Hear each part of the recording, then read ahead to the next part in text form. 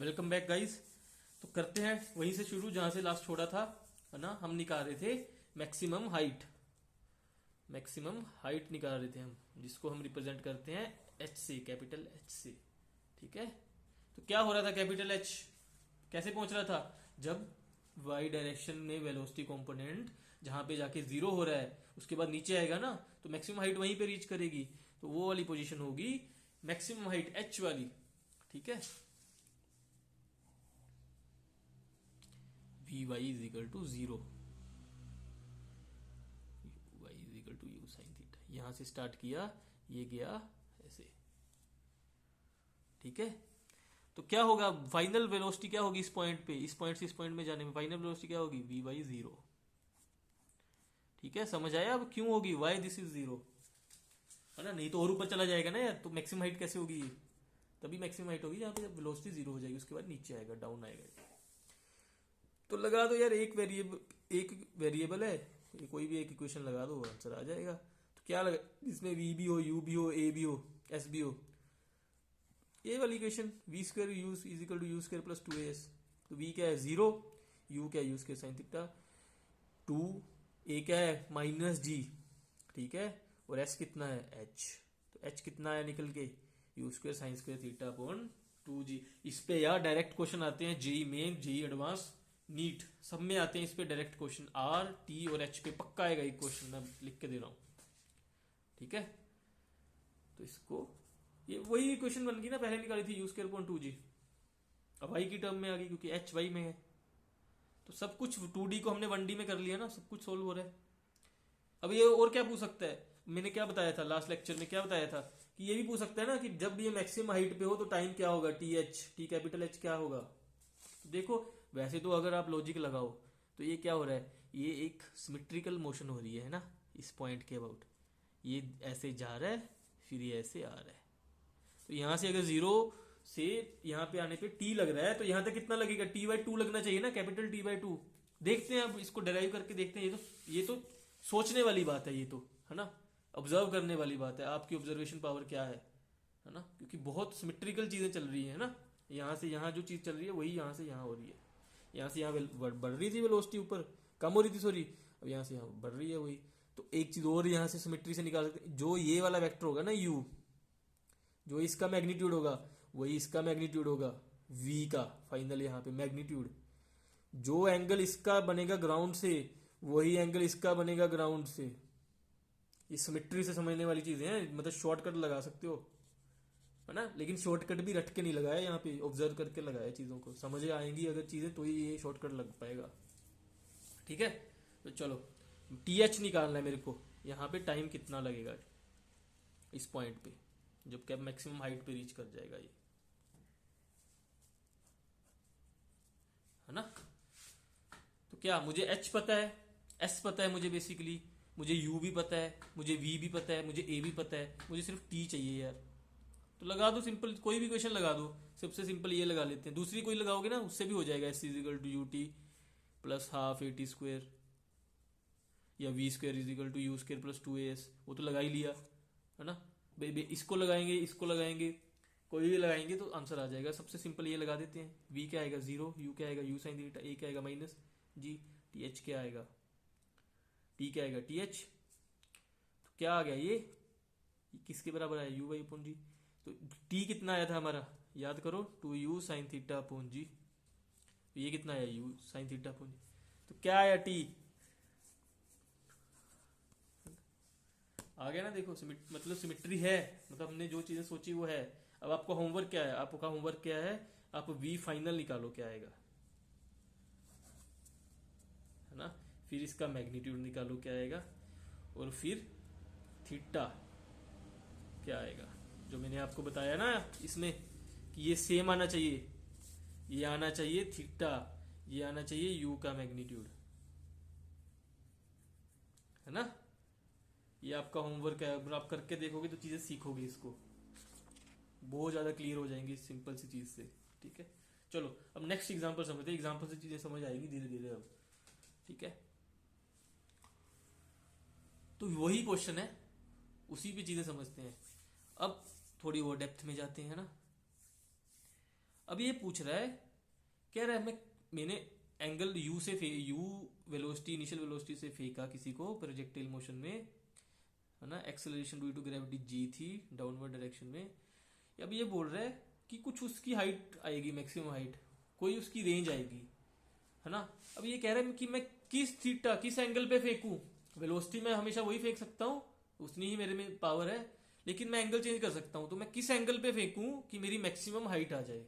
पहला क्वेश्चन तो ये हो गया कि किस एंगल पे फेंके जाए किसी बॉल को कि वो उसकी हाइट मैक्सिमम आ जाए, है ना। जो मैक्सिमम हाइट रीच कर रहे हैं वो सबसे ज्यादा हो, है ना। डिफरेंट डिफरेंट एंगल्स के लिए अलग होगी, तो किस एंगल पे फेंकू कि वो सबसे ज्यादा, मतलब जितनी मैक्सिमम रीच कर सकती है अपनी कैपेसिटी से वो करे, है ना। नेक्स्ट है कि किस एंगल से फेंकूं कि अब रेंज ज्यादा हो जाए, कि दूर से दूर चली जाए, है ना। खेलते हैं ना हम क्रिकेट में, बॉल कैच करते हैं, तो किस एंगल पे फेंकूं कि रेंज ज्यादा है, दूर से दूर जाए, एक ही थ्रो में विकेट पे पास पहुंच जाए, विकेट कीपर के पास, है ना। किस एंगल पे हिट करूं कि यार हाइट मैक्सिमम रीच करे, है ना। तो ये हो गया दोनों क्वेश्चन, ये मैक्सिमम हाइट और मैक्सिमम रेंज बतानी है किस एंगल्स के लिए होगी। अब नेक्स्ट क्वेश्चन पूछ रहा है और डेप्थ में जा रहा है, कह रहा है कि जो रेंज है, क्या ऐसा सिचुएशन हो सकती है यहाँ पे कि मैं बाकी सब चीजें सेम रखूं, इनिशियल वेलोसिटी का मैग्नीट्यूड बेसिकली सेम रखूं, एक्सेलरेशन ड्यू टू ग्रेविटी तो सेम है ही, है ना, कि बट एंगल चेंज करूं मैं, है ना। कि बोल रहे अब कोई ऐसी सिचुएशन हो सकती है कि यार कि दो अलग अलग एंगल्स पे मैं फेंकूं, थीटा हो, बट रेंज मेरे को सेम मिल जाए, है ना, है ना। कि मैं यार एक बार तो 30 डिग्री पे फेंक दूं, एक बार 60 डिग्री पे फेंक दूं। क्या ऐसा हो सकता है कि कभी दो अलग अलग एंगल्स पे रेंज सेम आ जाए, है ना। पूछ रहे हैं वो, आ सकती है। अगर आ सकती है, इफ यस पॉसिबल, तो find a relation between those angles,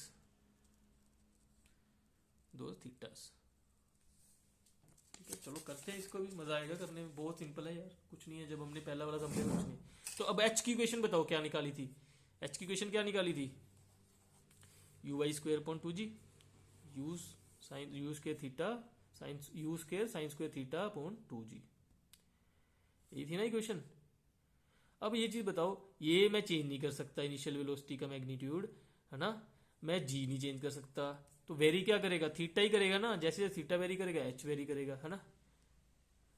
तो मैक्सिमम एच कब होगा, जब मैक्सिमम ये वाली क्वांटिटी मैक्सिमम होगी, ये तो सेम ही कांस्टेंट ही होगी। तो साइन स्क्वायर थीटा मैक्सिमम करना है बेसिकली मुझे, और मैक्सिमम हाइट के लिए। तो साइन स्क्वायर थीटा मैक्सिमम कब होगा, जब साइन स्क्वायर थीटा मैक्सिमम क्या हो सकता है, साइन थीटा मैक्सिमम क्या हो सकता है 1, तो साइन स्क्वायर थीटा भी मैक्सिमम 1 ही हो सकता है ना। 1 से किसी क्वांटिटी कम है, 1 से कोई क्वांटिटी, उसका आप स्क्वायर करोगे तो वो कम ही आएगी ना 1 से। तो मैक्सिमम साइन थीटा क्या हो सकता है 1, तो साइन स्क्वायर थीटा भी तो 1 ही हो सकता है। तो जब साइन स्क्वायर थीटा 1 होगा तो एच मैक्सिमम होगा। तो साइन स्क्वायर थीटा 1 होगा तो मतलब साइन थीटा 1 होगा, थीटा साइन थीटा 1 होगा, इसका मतलब थीटा क्या होगा 90 डिग्री। तो अब कॉमन लॉजिक से भी समझ आ जाएगी ना ये चीज। तो अब मैक्सिमम हाइट कैप कब रीच करेगा, जब मैं यार उसको सीधा ऊपर फेंक दूं उतनी ही वेलोसिटी से, उतना ही जोर लगा के, है ना। As simple as that.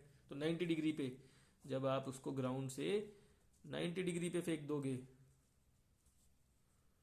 तो वो मैक्सिमम हाइट पे रीच करेगा, ये एच होगा ना तब, तो मैक्सिमम होगा।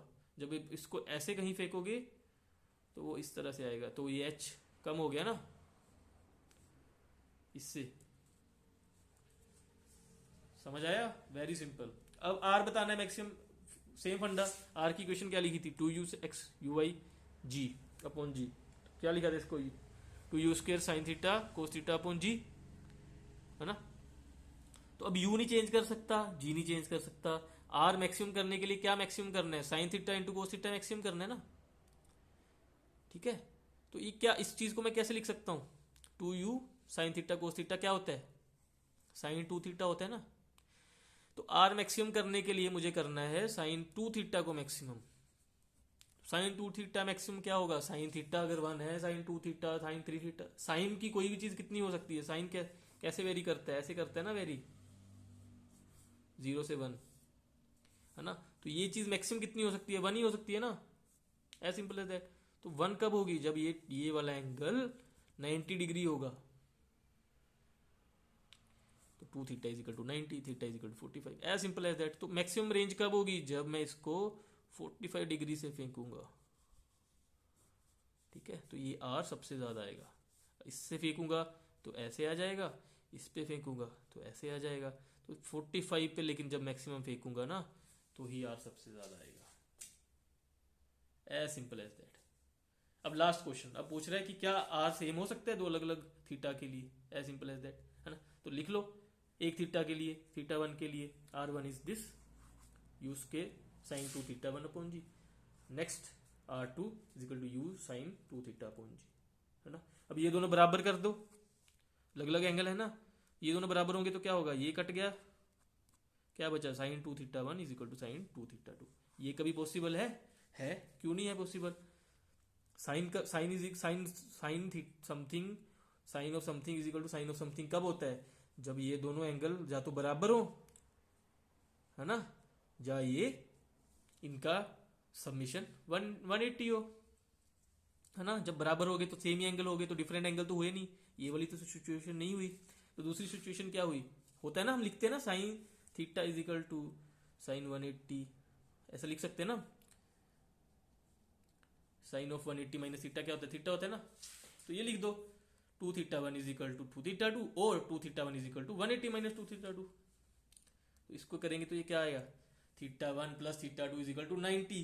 तो इसका मतलब पॉसिबल है ना, इसका मतलब क्या हुआ, हजारों कॉम्बिनेशन है, ये 30 कर दो, ये 60 आए कर दो तो 90 हो गया, ये 20 कर दो, ये 70 कर दो 90 हो गया, है ना। तो जब भी दो एंगल्स का सम 90 होगा तो बाकी सारी चीजों को सेम रखने पे रेंज हमेशा सेम आएगी। तो डेफिनेटली पॉसिबल है अब, है ना।